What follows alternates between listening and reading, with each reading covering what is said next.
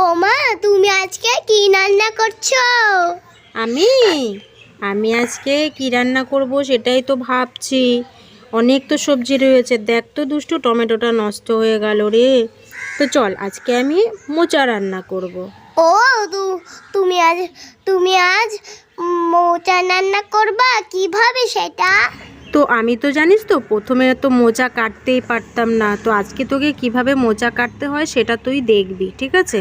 আর মোচাটা কিভাবে রান্না করব সেটাও তোকে দেখাবো। দাদা যেরকম রান্না করে সেরকম রান্না করছো? না রে দুষ্টু, সেরকম রান্না করছি না, তো ঠাকুমা যেভাবে রান্না করতো আমি আজকে সেইভাবে রান্না করব। ঠাকুমার না দেখিওনি, ঠাকুমার রান্নাও খাইনি। তাতে কি হয়েছে, আমি আজকে তোমার ঠাকুমার মতন রান্না করব। এই দেখ দুষ্টু, প্রথমে আমি মোচাটাকে সুন্দর করে ছাড়িয়ে নিয়েছি আর এমনভাবে কেটেছি। দেখে এটা কিসের মতন লাগছে বল তো, বল কিসের মতন লাগছে? দেখে মনে হচ্ছে হাতের আঙুল। ঠিকই বলেছিস তুই, দেখে এগুলো হাতের আঙুলের মতোই লাগছে।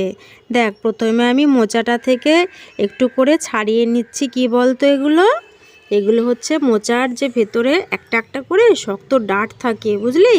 আর এই ডাঁটগুলো আস্তে আস্তে সব বার করে নিতে হয়। দেখ ঠিক এরকম সবগুলো থেকে আমি ডাঁট বার করে নেব। আর দেখতে কতটা সুন্দর লাগছে বলতো। হ্যাঁ মা, অনেক সুন্দর দেখতে লাগছে। দেখ আমি আরও একবার কাটছি, প্রথমে তো তুই ভালো করে দেখলি না। দেখ এই দেখ মোচার গা থেকে মোচার এই দেখ, এই যে এটাকে পাপড়িও বলে, কারণ মোটা তো একটা ফুল গাছের, তাই না?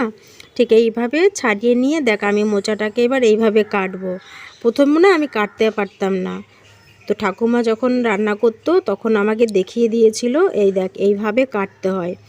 তারপরে আমি আস্তে আস্তে শিখে গেছি, বুঝেছিস? তাহলে মা আমাকে দাও, আমি কেটে দিই।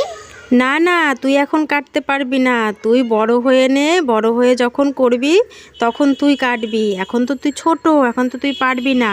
আর এই দেখ মোচার এই যে আঙুলের মতনগুলো দেখছিস না, এগুলো কিন্তু বটি দিয়েও কাটা যায়, কিন্তু বটি দিয়ে কাটলে কি হয় বলতো, ওপরের এই যে ডিজাইনটা থাকে না, এই ডিজাইনটা কেটে পড়ে যায়, তো এটা দেখতে ভালো লাগে না। তাই আমি হাত দিয়ে একটা একটা করে ভেতরের যেই শক্ত ডাঁটটা আছে না, ওগুলো আমি সব বার করে নেব।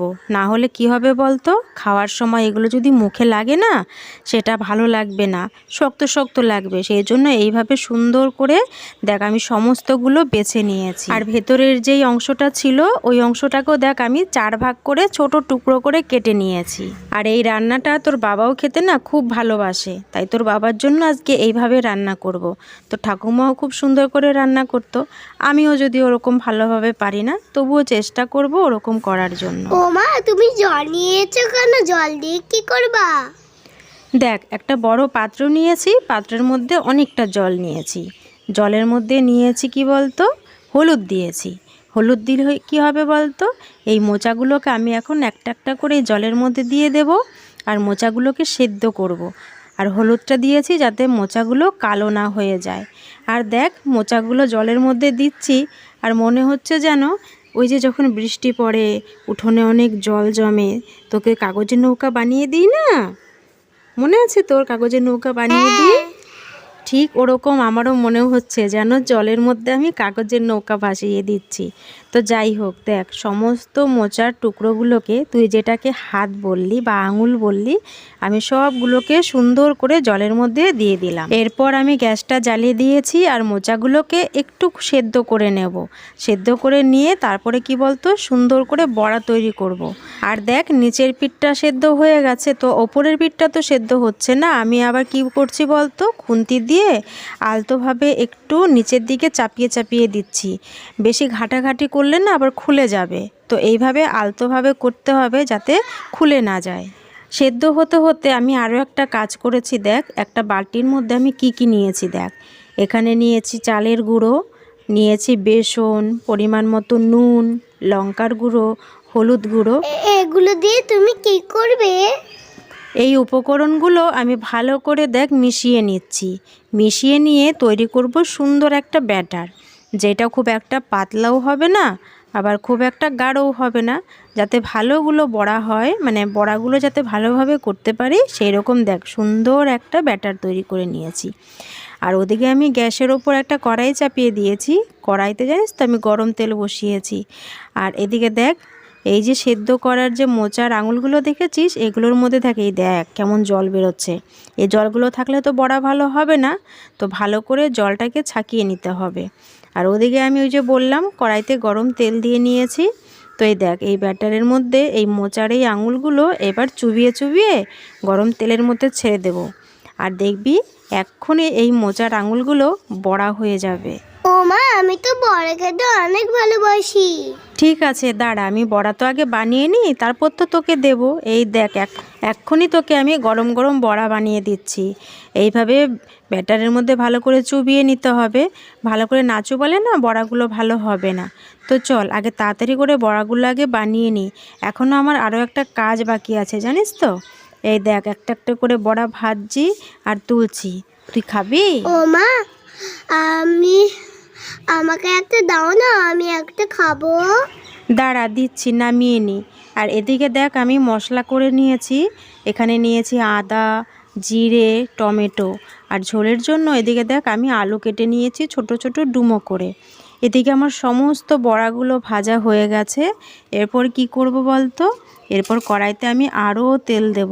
আর এই রান্নাটা করতে না অনেকটা তেল লাগে। তো প্রথমে আমি দেখ তেলটা গরম হয়ে গেছে। এবার আমি আলুগুলোকে একটু হালকা লাল লাল করে ভেজে নেব। আর ওদিকে তো মশলাটা আমি করেই নিয়েছি।